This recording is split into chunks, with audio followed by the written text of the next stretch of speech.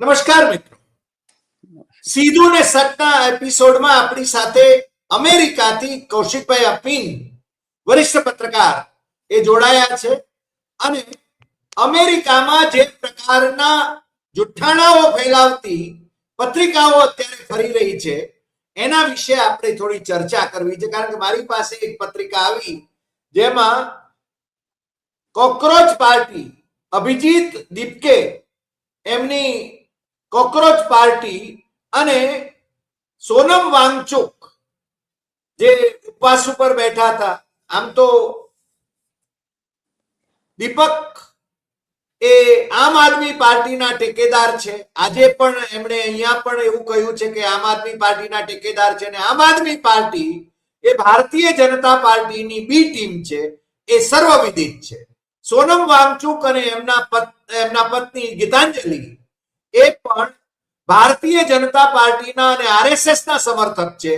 એ વાત પણ અહીંયા છે ને બેનકાબ થઈ ગઈ છે ભારતમાં તો, પરંતુ અમેરિકામાં હજુ જે ભણેલા અભણ છે એમને એમના માઇન્ડ એમના બ્રેઇન વોશ કરવા માટે 34 મુદ્દાઓની એક પત્રિકા કૌશિકભાઈ મારી પાસે આવી છે અને આપણે એના વિશે વાત કરવી છે. તમારે ત્યાં એવા કેટલાક વિડીયો પણ ફરતા હશે, એની વિગતે આપણે ચર્ચા કરીએ. પરંતુ એ પહેલા એક મારે આપણા દર્શકોને વાત કરી લેવી છે કે હું મારું આંખનું ઓપરેશન થયું હતું એટલે પટ્ટી બાંધીને પણ મેં 2 વિડીયો કર્યા હતા, પરંતુ મારી પટ્ટી મારા ડોક્ટરે ખોલી નાખી છે અને હવે છે ને મારું મોતિયાનું ઓપરેશન એ સફળ થઈ ગયું છે અને એમાં છે ને કોઈ તકલીફ નથી. મારા 2 ઓપરેશન હતા, મોતિયાનું અને ઝામરનું, જમણી આંખમાં. એટલે મને છેક અમેરિકાથી પણ ઘણા બધા મિત્રોએ આના વિશે શુભેચ્છાઓ પાઠવી જલ્દી સાજા થઈ જવા માટે. ગુજરાતમાંથી અને દેશના બીજા રાજ્યોમાંથી પણ શુભેચ્છાઓ પાઠવી હતી એમને અને આરામ કરવા માટેની અને જલ્દી સાજા થઈ જવા માટેની વાત કરી હતી. પરંતુ મારા ડોક્ટરે મને કહ્યું હતું કે તમે રાબેતા મુજબ કામ કરી શકો છો, એટલે હું આપની સમક્ષ હાજર છું. અને કૌશિકભાઈની સાથે જ્યારે વાત કરવાની હોય ત્યારે તો પછી માણસ અને માંદો હોય તો પણ હાજો થઈ જાય, કારણ કે આ ચરોતરી ભાઈડાની સાથે વાત કરવાની હોય ત્યારે કોઈ એમાં પાછું વળીને જોવાય નહીં. તો કૌશિકભાઈ, આવી પત્રિકા તમારે ત્યાં પણ કદાચ ફરતી જ હશે. મારા હાથમાં જો આવી અમેરિકાથી, તો જેની અંદર દીપકેને સવાલો કરવામાં આવ્યા છે, પ્રાઇમ મિનિસ્ટરના નિવાસ સ્થાન ઉપર પેલા ડ્રોન ઉડાડવામાં આવ્યાના ગપ્પા મારવામાં આવ્યા છે. અહીંયાનું જે આંદોલન છે એ કોણે એનું ફિનાન્સ કર્યું અને આ દીપકેને આટલા બધા એમ કે ફોલોઅર્સ કઈ રીતે મળ્યા, એને છે ને પાકિસ્તાન, ચીન અને બીજા દેશો, ઉત્તર કોરિયા અને ઈરાન અને રશિયા, એના બધા ના લોકોએ એને છે ને એના સબસ્ક્રાઇબર થઈ ગયા, એના ફોલોઅર્સ થઈ ગયા. એવી વાતો છે ને આની અંદર કહેવામાં આવી છે. હકીકતમાં દીપકે પોતે પણ અમે અમારા કેટલાક એપિસોડમાં અભિજીત દીપકે અને સોનમ વાંગચુકને ખુલ્લા પાડતા અજય શુક્લના જે માહિતી સભર એપિસોડ હતા એ આપણે કર્યા જ છે. અને અજય શુક્લ વરિષ્ઠ સંપાદક, વરિષ્ઠ તંત્રી અને દેશના બહુ જાણીતા પત્રકાર એ સતત સાચા પડ્યા છે. પણ અમેરિકામાં હજુ આવા જુઠ્ઠાણાઓ ફેલાવવામાં આવી રહ્યા છે અને મોદી સાહેબ તો મોદી સાહેબ છે, મોદી સાહેબના ચાલીસા કરવામાં આવી રહ્યા છે. તો કૌશિકભાઈ, આ શું રહ્યું છે? નમસ્કાર હરિભાઈ અને સર્વ શ્રોતા મિત્રોને, દર્શક મિત્રોને. ઘણા વખત પછી આપની સાથેનો સંવાદ થાય છે. 2 દિવસ તમારી આંખને કારણે પણ થોડી ચિંતા હતી, પણ સરસ આંખનું ઓપરેશન પતી ગયું છે. આપને ફરીથી શુભકામનાઓ. જી, ધન્યવાદ. આંદોલન જ્યારથી શરૂ થયું જૂનમાં, અને ત્યારથી જ એનઆરઆઈ નો રોલ શું હોઈ શકે છે એ ગાંધીજી, આંબેડકર, સરદાર પટેલ થી લઈ અને અનેકવિધ ગતિવિધિઓમાં થઈને દીપકે સુધી પહોંચ્યો છે. દીપકે ભલે ગમે તે પાર્ટીનો હોય, કોંગ્રેસ વિરોધી છે, આમ આદમી પાર્ટીનો છે, પણ જૂન પહેલાથી આ આંદોલનની શરૂઆત રાહુલ ગાંધીએ NSUI મારફતે કરી હતી. દેશભરમાં એના 20થી વધારે શહેરોમાં સક્રિય દેખાવો ચાલી રહ્યા હતા. કોટા અને દેહરાદૂનની રેલીઓ, એની નોંધ વિશ્વ સ્તરે લેવાઈ હતી. આ આંદોલનની જંતર મંતરમાં જ્યારથી શરૂઆત થઈ ત્યારથી BBC, CNN, New York Times, Guardian યુકેનું અને વિશ્વભરના અખબારોએ પણ એની નોંધ અવારનવાર લીધી. અને ભારત સરકારને એમાં કફોડી પરિસ્થિતિમાં મુકાવવું પડ્યું. એના કોઈ જવાબ તેઓ આપી શક્યા નહીં. એટલે આંતરરાષ્ટ્રીય સ્તરે અને છેલ્લે યુએનઓમાં હમણાં જે રીતે પોલીસ બ્રુટાલિટી થઈ એના માટે પણ ચિંતા કરતો એક પત્ર એના સેક્રેટરીએ લખ્યો છે. યુનોની અંદર પણ જાહેરમાં એને વખોડવામાં આવ્યું છે અને ભારતનો જવાબ એમાં મંગાવ્યો છે. ભારત એમાંથી પોલિશ્ડ લેંગ્વેજ, આપણે તો અમૂલની ફેક્ટરી છે એટલે બટર લગાવાય એટલું લગાવીને એનો જવાબ આપશે. પોલ્સન તો સરદાર સાહેબે એને વિદાય કરી હતી 47માં. એટલે પોલ્સન કરતા બીજી બધી દિલ્હીમાં મધર ડેરી છે એટલે મધર ડેરીનું બટર લગાવશે, વાંધો નહીં. પણ કફોડી પરિસ્થિતિમાં જે મનમાની કરનારો વડાપ્રધાન, ભારતના અમારા 57 રાજ્યના મુખ્યમંત્રી, મારો વિરોધ છે, મારો વિરોધ કાયમ છે. અમે સાર્વભૌમત સોવરીન કન્ટ્રી છીએ. તમારો વિરોધ ટ્રમ્પ સાહેબની સામે કરો ત્યારે ખરા. હવે એ અમારા વડાપ્રધાન જરા ઝૂકી જાય છે અને ત્યાં આગળ આપણા ગુજરાતીઓ છે ને જાણે કે એમના ચાલીસા કરે છે. એટલે મનમાની કરેલા ક્યારેય કોઈની સામે ઝૂક્યા નહીં. એમની તોછડાઈના અનુભવો પણ થયેલા છે. આજના નહીં, 70ના દાયકાથી એમના અનુભવો તોછડા માણસ તરીકેના જગ જાહેર છે. RSSના વર્તુળોમાં પણ અને પછી ભારતીય જનતા પક્ષમાં 87માં આવ્યા ત્યારે પણ એ પત્રકારોની સાથે પણ જે બેહુદું વર્તન કરતા હતા. મુખ્યમંત્રી થયા ત્યારે પત્રકારોને ગાંધીનગર આવવામાંથી રોકી દીધા, બસ બંધ કરી દીધી એમની, જે દર બુધવારે અથવા તો અઠવાડિયે જતી હતી. અને નાના દિલનો માણસ છે, નાના દિલનો માણસ છે, પથ્થર દિલનો માણસ છે. દિલ તો છે પણ મસલ વગર, પથ્થર દિલનો માણસ છે. અને જે રીતે આંદોલનો એક પછી એક ચાલ્યા, ગુજરાતની અંદર ગઈકાલે તમારા SP ગ્રુપ અને સરદાર પટેલ ગ્રુપ અને અન્ય પાસ ગ્રુપ, એના નેતાઓ દિલ્હીમાં હતા અને એ લોકોએ ફરી અનામત આંદોલન અમે ચાલુ કરીશું એની વાત ફરી છંછેડી છે.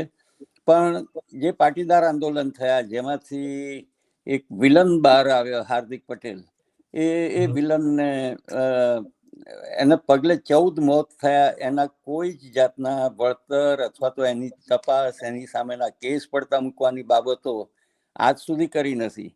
આનંદીબેન પટેલ અને નીતિન પટેલ એમ કહે છે કે ગોળીબારના અથવા તો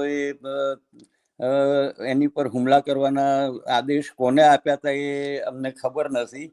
અને એ આદેશ તો આનંદીબેનની વિદાય માટે અમિત શાહે આપ્યા હતા એવી ચર્ચાઓ તો જગ જાહેર છે.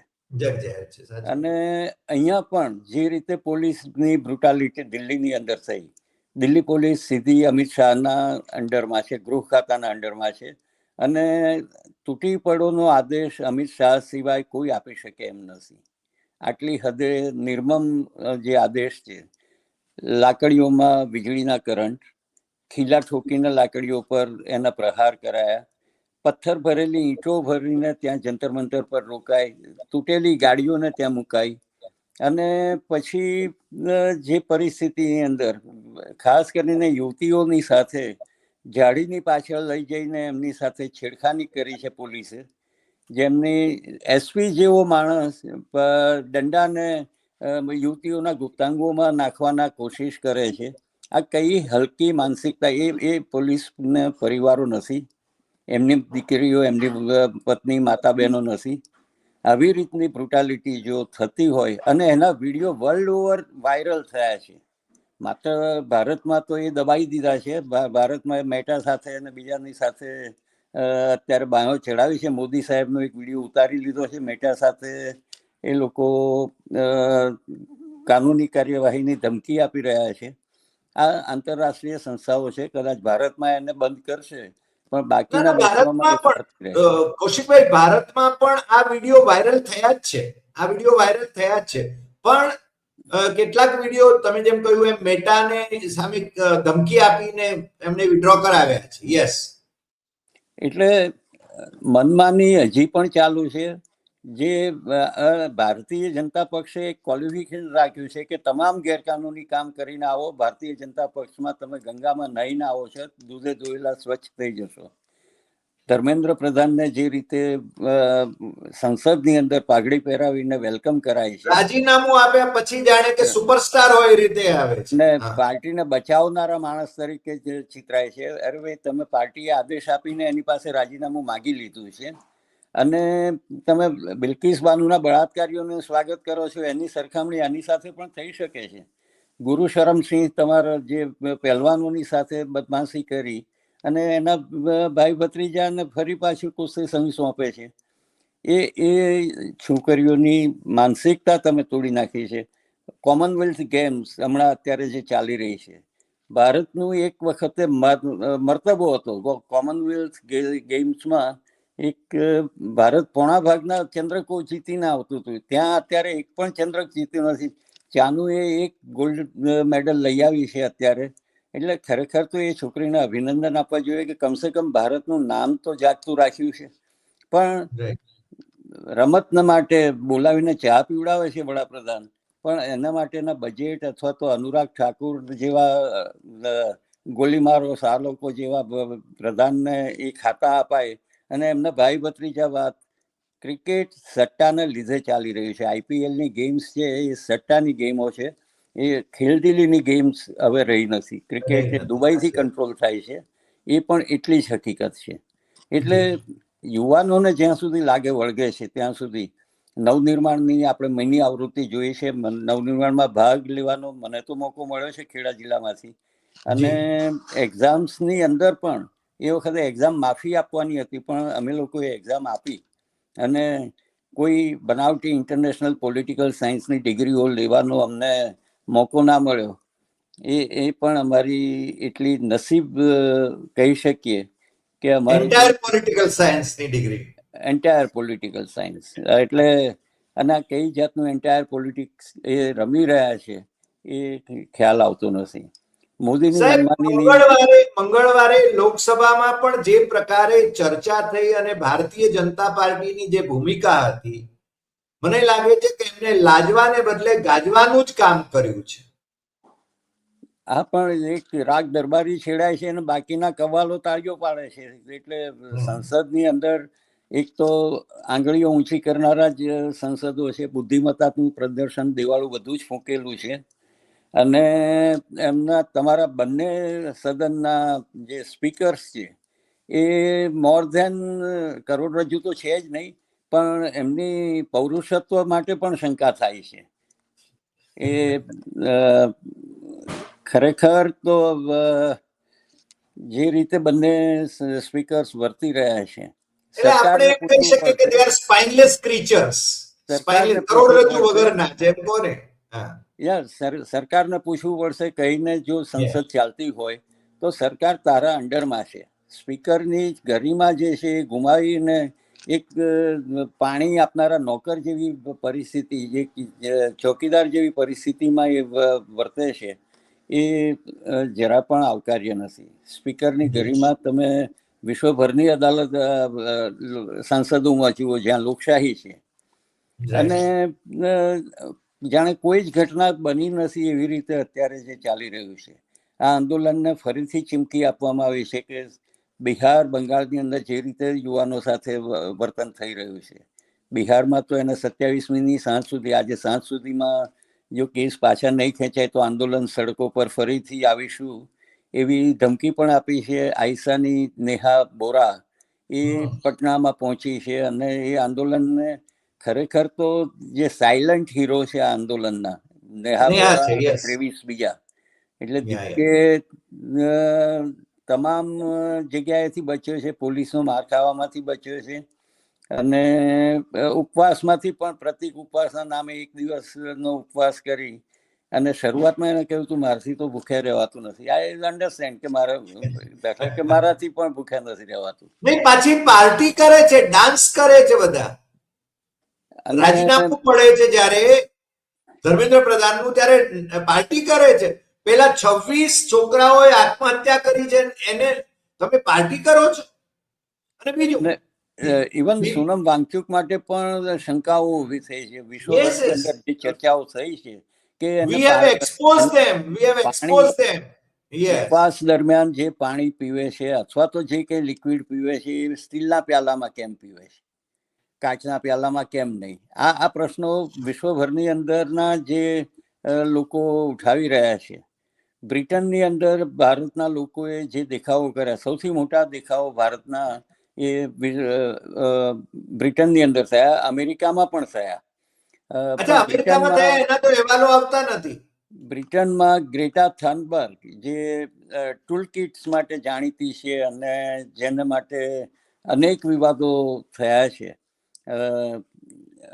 મલાલા પાકિસ્તાનની, ગ્રેટા થનબર્ગ, એવી જે યુવતીઓ અત્યારે બહાર આવી. ગ્રેટા થનબર્ગે ભારતીય દેખાવોકારોની સાથે આવી અને ઊભી રહી. એટલે એ ભારતની અંદર એ સમાચારો તો જરાય આવ્યા નથી. અમેરિકા, બ્રિટનના થોડાક આવ્યા, પણ અમેરિકાના અમને ખ્યાલ નથી. અમેરિકામાં પણ દેખાવો થયા. અમેરિકાના અનેક શહેરોમાં કોન્સ્યુલેટ્સની સામે દેખાવો થયા છે. અમેરિકાનું જે ઓવરસીઝ કોંગ્રેસ છે અને બીજા ભારતના યુવાનો છે, ટેકનોલોજીના જેટલા ગ્રુપ્સ છે, એ ઘણા બધા લોકોએ દેખાવો કરી અને પોતાનો અવાજ રજૂ કર્યો છે. પણ લોકલ મીડિયામાં પણ એટલી બધી કવરેજ એ બધાને મળી નથી. એની જે કૌશિકભાઈ, તમને જણાવું, અહીંયા જે નટી જેને નરેન્દ્ર મોદીએ મંડીના મેમ્બર ઓફ પાર્લામેન્ટ બનાવ્યા છે, કંગના રનૌત, જે ડ્રગ ઉપર રહેતા હતા એવું પોતે જ કબૂલતી હતી, એ એમ કે છે કે આ છે ને જેન જી તો ગટર છે. ભારતીય જનતા પાર્ટીની મેમ્બર ઓફ પાર્લામેન્ટ છે. સાહેબ, સ્મૃતિ ઈરાની અને કંગના રનૌતને કોઈ સિરિયસ નેતા તરીકે લે નહીં દે. એ લોકો સારી એક્ટિંગ કદાચ કરી શકતા હોય, પણ એ ઝાંસીની રાણીનો રોલ કરે તો પણ એ ઝાંસીની રાણી થઈ શકવાની નથી. સાચી વાત. કંગના રનૌત 2014ની અંદર ખરી આઝાદી આવી છે એ બેશરમીથી કહી શકે છે, અરે તારી કેરિયર છે હિમાચલની અંદર, તારી જે જગ્યા છે એ આઝાદીના 70 વર્ષના કારણે હતી. એ ભૂલી જાય છે. એના મા બાપ, એનો પરિવાર તો કોંગ્રેસી રહ્યો પાછો. હા, એટલે જ્યાં મોદી સાહેબને તો પૈસાનો બેફામ વપરાશ ગમે છે અને સારી કન્યાઓ પણ ગમે છે. એટલે કેટલી હલકી કક્ષાએ જઈ રહ્યા છે. પણ આ બધાની પાછળ જે મૂળ છે એ સંઘનું છે. રાષ્ટ્રીય સ્વયંસેવક સંઘ બેશરમીથી જે રીતે ભાગવત નિવેદનો કરે છે, ભાગવત પોતે એમ માને છે કે દેશ એમને ખરીદી લીધો છે અને દેશની અંદર અમે કંઈ પણ કરી શકીશું. રામલલ્લાની દાનની ચોરીને છાવરવા માટે દીપકેને અને સોનમ વાંગચુકને મેદાનમાં લવાય છે. અન્ના હજારેનો જે રીતે દુરુપયોગ કર્યો એ જ દુરુપયોગ અત્યારે આ આંદોલનનો પણ થઈ રહ્યો છે. છેલ્લા 10 વર્ષની અંદર 152 વખત જે પેપરો ફૂટ્યા છે એની કોઈ જવાબદારી લેવા તૈયાર નથી. ગુજરાતની અંદર 36થી વધારે પેપરો ફૂટ્યા છે. યુવરાજસિંહ જાડેજા એક માત્ર માણસ છે કે જે આંદોલન કરી રહ્યો છે ગુજરાતમાં, પણ એની પીપુડી એકલા તો વાગવાની નથી. પણ એ હિંમતભેર એ યુવાનોના અવાજને રજૂ કરી રહ્યા છે. અને આ બાબત ગુજરાતની અંદર, ગુજરાતમાં પણ ભૂપેન્દ્ર પટેલ પણ કરોડરજ્જુ વિનાના એક ચિઠ્ઠી ચપાટીના આદેશ પ્રમાણે ચાલનારા મુખ્યમંત્રી સાબિત થયા છે. અને હર્ષ સંઘવી પોતે બેફામ રીતે વર્તી રહ્યા છે. નાયબ મુખ્યમંત્રીનો હોદ્દો લીધો છે, પણ જવાબદેહીના નામે કશું જ નહીં. માત્ર પોલીસના આધારે બદમાશી કરવાની આદત એ CR પાટીલે પણ બતાવી, હર્ષ સંઘવી પણ બતાવી રહ્યા છે. અને ભૂપેન્દ્ર પટેલ મૌન ધારણ કરી ચૂક્યા છે. એ સારા સાલસ માણસ હોવા છતાં પણ એ પોતાની કેરિયરને દાવ પર લગાવી રહ્યા છે. જી જી. કૌશિકભાઈ, પણ મને એ કહો કે અમેરિકામાં જે ગુજરાતીઓ વસે છે એમને મોદી માટે આટલો બધો પ્રેમ કેમ છે? કારણ કે આ બધી ઘટનાઓ જોતા ગુજરાતીઓનો અવાજ, બહુ ઓછા ગુજરાતીઓનો, ધારો કે રાહુલજી છે કે પછી સવાણી છે કે થોડા ઘણા લોકો બોલે છે કે તમે તો ઓફકોર્સ બોલો જ છો, કારણ કે તમે તો મને લાગે છે કે આરએસએસ ને પેલા ફંડિંગ ની વાત પણ તમે જ પહેલી વાર કરી હતી, અમેરિકામાંથી જે ફંડિંગ આવે. આરએસએસ, સેવા ઇન્ટરનેશનલ, એકલ વિદ્યાલય, વિશ્વ હિન્દુ પરિષદ અને એના જેવી બીજી 40થી વધારે સંસ્થાઓ અહીંયા એક્ટિવ છે અને દર વર્ષે મિલિયન્સ ઓફ ડોલર સાયફન થાય છે. જે ક્રિશ્ચિયન ફંડ રોકવા માટેનો FCRA નો કાયદો લાવવાનો કોશિશ અમિત શાહ કરી રહ્યા છે, એ પરિસ્થિતિ હિન્દુ સંગઠનો માટે અબાધિત છે. એટલે એની કોઈ નવાઈ નથી. ગુજરાતી એસોસિએશન, મોદી આવ્યા છે ત્યારથી ગુજરાતી એસોસિએશનનો એકમાત્ર પ્રયાસ એ મોદી ભક્તિનો છે. જો મોદી ટ્રમ્પની ભક્તિ કરતા હોય તો ટ્રમ્પ ભક્તિનો પણ છે. બાકી મોટા ભાગના ટ્રમ્પ સમર્થકો કહેવાય પણ મત આપવા જાય છે એમાંથી 10% કોઈ મત આપવા જતા નથી, પણ એ 10% ડેમોક્રેટ્સને મત આપે છે, ટ્રમ્પને નહીં. ભલે જાહેરમાં ઝંડા એમના ટ્રમ્પના લગાવીને ફરે છે. પણ ગુજરાતી એસોસિએશન જેટલા છે, હ્યુસ્ટન હોય, ન્યુયોર્ક હોય અથવા તો ન્યૂ જર્સીમાં, શિકાગોમાં, કેલિફોર્નિયામાં, આ બધા જ મોદીની અંધભક્તિમાં પરોવાઈ ગયેલા છે. 3-3 હજારની સંખ્યા ધરાવતા ગુજરાતી એસોસિએશન્સનો વડો એ મોદી અમારો નેતા છે, બરોબર છે, વડાપ્રધાન તરીકે એ સર્વમાન્ય સ્વીકાર્ય છે, ચૂંટાયેલો નેતા છે, એની અંદર કોઈ બેમત નથી. વડાપ્રધાનનું જે કંઈ કામ છે વી રિસ્પેક્ટ હિમ, પણ વ્યક્તિ તરીકે એ નપુંસક સાબિત થયા છે, કમર વગરના સાબિત થયા છે.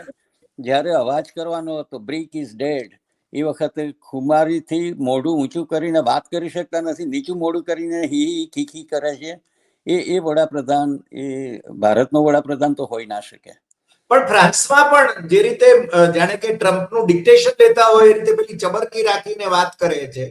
G7 માં જ્યારે ગયા ટેલિપ્રોમ્પ્ટર હતું નહીં, ટેલિપ્રોમ્પ્ટર નહોતું એટલે ચિઠ્ઠી વાંચવી પડી, અને ચિઠ્ઠી વાંચતા હિન્દી પાછું વાંચતા ફાવતું નથી. 5 ધોરણ પાસ નથી એ માણસને પછી ભલે ઇન્ટરનેશનલ પોલિટિકલ સાયન્સની ડિગ્રી લીધી હોય પણ વાંચવાના પણ ફાંફા પડે છે. એક ઇન્ટરવ્યુમાં તો એ કહે છે કે મારી પાસે થપ્પો પડ્યો છે, હું થપ્પો ઉપાડીને જોઈ લઉં છું કે એમાં અંદર શું કન્ટેન્ટ છે, મને એની અનુભૂતિ થઈ જાય છે. આ નોન બાયોલોજિકલ વડાપ્રધાન છે એટલે એમની માને અને બાપને બંનેને અપમાનિત કરે છે. એટલે માનો તો એમને વેપાર કર્યો છે, રિક્ષામાં મોકલી અને નોટબંધીની લાઈનોમાં 2000 રૂપિયા બદલાવવા માટે ઉભી રાખી છે પ્રચાર માટે. અને જ્યારે પણ ચા એમણે ક્યારે વેચી અને ચા એમની કોણે પીધી એ ખબર નથી. સ્ટેશન જ નતું એટલે મગરનું બચ્ચું લઈને આવતા હતા ઘરે એ પણ ખબર નહીં. એ તો અમારા કિશોર મકવાણાએ છે ને પ્રચલિત કરી નાખ્યું. પણ હવે એ સ્ટેશન નતું ત્યારે શું કામ કર્યું છે, અથવા તો ગીતા મંદિરમાં બાંકડા પર સુઈ રહીને શું કર્યું બસ સ્ટેન્ડ પર, એ ઇતિહાસો લોકોએ જોયેલો છે. અને ના છૂટકે આશરો આપ્યો ઢોર બજારના હેડગેવાર ભવનમાં, તો એ થેન્ક્સ ટુ મુકુંદ વૈદ કે એને આટલો મોટો મહાન માણસ કર્યો. પણ મને અમેરિકામાં તમે જ્યારે છો ત્યારે આ આવી પત્રિકાઓ તમારે ત્યાં વારંવાર ફરે છે કે પછી અત્યારે રોજની 10 થી 15 પત્રિકાઓ દિવસમાં 3 વખત આવે છે. અચ્છા. એટલે માત્ર પત્રિકાઓ નહીં પણ વિડીયો ક્લિપ્સ એની આવે છે કે વી સ્ટેન્ડ વિથ મોદી, એના પોસ્ટર્સ આવે છે. તકલીફ યુદ્ધનું, હમણાં પાકિસ્તાન સાથે યુદ્ધ કર્યું હોય અને સ્ટેન્ડ વિથ મોદી કરો તો બરોબર છે, પણ આ નાલાયકી સામે જે પ્રધાનને રાજીનામું આપવાની ફરજ પડે છે એની સામે વી સ્ટેન્ડ વિથ મોદી, તો આ પ્રજા કરવા શું માગે છે? 93,000 સ્કૂલ બંધ થઈ ગઈ છે, નીતિ આયોગનો રિપોર્ટ કહે છે. ગુજરાતની અંદર અમદાવાદની પોળોની સ્કૂલો રૂપિયા ટોકનથી કોને અપાઈ છે તપાસ કરો, સ્કૂલો બંધ કરીને એ પ્રોપર્ટી. અમારે ત્યાં સૈનિક સ્કૂલોમાં મોટા ભાગની સૈનિક સ્કૂલો આરએસએસ ને સોંપી દેવામાં આવી છે, આરએસએસ ની સંસ્થાઓને. RSS ને સોંપાય છે, આરએસએસ ઇઝ નોટ અ અદાણીને registered body, RSS is not a registered body, પણ એની જે સંસ્થાઓ છે એ બધી રજીસ્ટ્રેશન કરી લે છે, અને તમારે ત્યાંનું ફંડિંગ પણ આવે તો એમને મળે છે. ફંડિંગ તો ઉઘાડે છોક મળે છે. અને નોટ ઓનલી ધેટ, ઓએનજીસી જેવી સંસ્થાએ 10 વર્ષમાં આ જ પ્રધાને જ્યારે 2014 થી 22 સુધી ધર્મેન્દ્ર પ્રધાન જ્યારે પેટ્રોલિયમ મંત્રી હતા ત્યારે 780 કરોડ રૂપિયા ઓએનજીસી ના આરએસએસ ની સંસ્થાઓને આપ્યા છે. અને 2022 પછી એ હરદીપ પુરીને અપાયો વ્યવહાર, અને એબસેન્ટ ફાઇલનો એનો એવોર્ડ હતો. પણ એ એબસ્ટેન ફાઇલ નું થયું શું અંતે? મને આ છેલ્લો એબસેન્ટ ફાઇલ પ્રશ્ન. હજી પણ જાગે છે. હમણાં જ ગયા અઠવાડિયે એબસ્ટેન્ટ ફાઇલની અંદરથી ગેટ્સ ફાઉન્ડેશનને ડિલીટ કર્યું છે. ગેટ્સ ફાઉન્ડેશન સામે આક્ષેપો થયા હતા કે એનું ઘણું બધું ફંડિંગ એબસ્ટેનને અને એના સમર્થક કંપનીઓને મળ્યું હતું, પણ અહીંયાની કોર્ટે એક આરોપો ખારિજ કર્યા છે. ગેટ્સ ફાઉન્ડેશન ને ક્લીન ચીટ આપી છે ગયા અઠવાડિયે. આ કેસ હજી જાગી રહ્યો છે, અને ઘણા બધા ફણગા હજી પણ ફૂટી રહ્યા છે. એવરીડે નવા નવા ફણગા આવે છે, અને અત્યારે તો એમ સમજી શકાય એવું છે કે ઇઝરાયલ અને ટ્રમ્પની મહેરબાનીથી ભારતની ઘણી બધી ફાઇલો દબાયેલી છે. કદાચ સુબ્રમણ્યમ સ્વામી વહેલા મોડા ધડાકા કરે તો નવાઈ નથી. જી જી, પણ મને છેલ્લે એક પ્રશ્ન તમને પૂછવાનું મન થાય છે કે ગૌતમ અદાણીના કેસમાં શું છે છેલ્લી પરિસ્થિતિ? હજી પેન્ડિંગ છે. એની સુનાવણી જુલાઈ ઓગસ્ટની અંદર જ, એટલે જુલાઈ તો પતવા આવ્યો છે, કદાચ ઓગસ્ટની તારીખો છે. અને એ કેસની અંદર કોર્ટે ડિપાર્ટમેન્ટ ઓફ જસ્ટિસનો જવાબ માંગ્યો છે, પોતાના જ વિભાગના વડાઓનો જવાબ માંગ્યો છે કે તમે કયા આધારે આ બધા નિર્ણયો કરી રહ્યા છો. જી, એટલે લટકતી તલવાર અદાણી પર છે. રાઈટ. પણ કૌશિકભાઈ, આપણે ઘણા દિવસો પછી મળ્યા, પણ આપણે નિયમિત રીતે મળીએ એવી અપેક્ષા કરું છું. આપ પણ સ્વસ્થ રહો, અમે પણ સ્વસ્થ છીએ, અને જૈનજી ને પક્ષે છીએ એટલું તો આપણે કહેવું પડે, કારણ કે જૈનજી એ તો આપણું ભવિષ્ય છે. એટલે મને લાગે છે એને ગટર ન કહી શકાય, એને ગટર ન કહી શકાય. જૈનજી તમે નેપાલ અને શ્રીલંકા બંનેમાં જુઓ, અને બંનેમાં થોડાક નબળા પડ્યા પછી સરકારો એની પર ચડી બેઠી છે. નેપાળની અંદર નવી સરકાર જે આવી શાહની, એ સરકારની સામે પણ પ્રશ્નો ઉભા થઈ રહ્યા છે અત્યારે. જૈનજી તો સવાલો કરશે, જૈનજી સવાલો કરશે. આ જે જનરેશન છે એ 20-25 વર્ષની આસપાસનું જનરેશન છે. એમને ડરનો કોઈ ખબર નથી. ડર શું કહેવાય, પોલીસની દમન શું કહેવાય એ ખબર નથી. છોકરાઓ ઉભા રહીને મને હજી લાઠી માર, આ ગાંધીજીને ફરીથી પુનર્જીવિત કરી રહ્યા છે. જૈનજી ભલે ગાંધીજીને વાંચ્યા નહીં હોય, ગાંધીજીને જોયા કે અનુભવ્યા નહીં હોય, પણ એ જે માર્ગે ચાલી રહ્યા છે. ઇવન સુનામ વાંગચુકે પણ આંદોલનની સમાપ્તિ કરતી વખતે રાજઘાટ જઈ અને પગે લાગી અને પછી લડાખ પાછા ગયા છે. એમને કદાચ ગાંધીજી આશીર્વાદ આપશે કે તું ભાઈ લડાખનો મુખ્યમંત્રી થઈ જજે. એમની કોશિશ છે, અને સાચી જગ્યાએ જઈને પગે લાગી આવ્યા છે. એટલે એટલીસ્ટ એટલું તો સત્વ એ જેનઝીમાં રહ્યું છે. જેનઝીને જેટલા અભિનંદન આપીએ એટલા ઓછા છે. એની સાથે એમના મા બાપને પણ અભિનંદન આપવા જોઈએ કે એ છોકરાઓને ત્યાં જવાની અથવા તો એ શું કરે છે એટલું પૂછી અને રોકવાની કોશિશ કરી નથી. એટલે એ પરિવારોને પણ અભિનંદન ઘટે છે. જેનઝી એ ભારતનું ઉજ્જવળ ભાવિ છે, અને નવી પેઢી પક્ષને બાદ કરીએ, કોઈ પક્ષની અંદર સદનસીબે વિપક્ષોએ સીધો કોઈ ટેકો આપ્યો નથી. પણ જેનઝીએ પોતાની રીતે દરેક શહેરોમાં પોતાની રીતે આ નિર્ણય કર્યા છે.